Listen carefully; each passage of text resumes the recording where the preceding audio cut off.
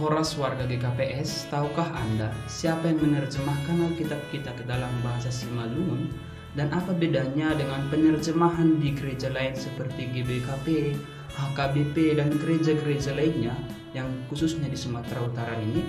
Ya, Alkitab kita diterjemahkan langsung oleh orang Simalungun, yaitu Pendeta Julius Marsarani.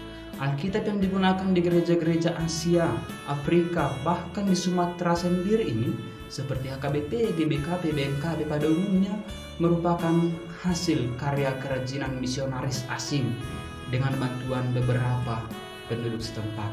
Namun, Alkitab yang kita gunakan di Jemaat Simalungun justru sebaliknya.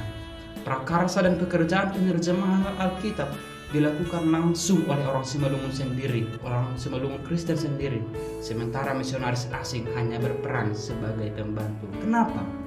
Karena orang Simalungun pada masa itu sangat sulit menerima Injil dalam bahasa lain seperti bahasa Toba dan lain sebagainya. Oleh karena itu, dia dengan giat pendeta ini dengan giat menerjemahkan Alkitab kita sendiri, sementara misionaris lain hanya membantunya.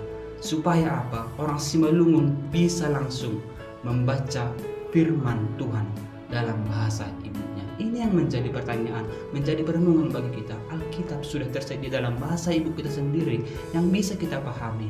Tetapi apakah kita sudah selesai membacanya?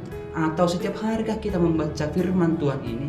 Pendeta Julius pernah berkata, alangkah ruginya jika kita tidak mau membaca Alkitab ini, padahal mata kita masih bisa melihat dengan jelas.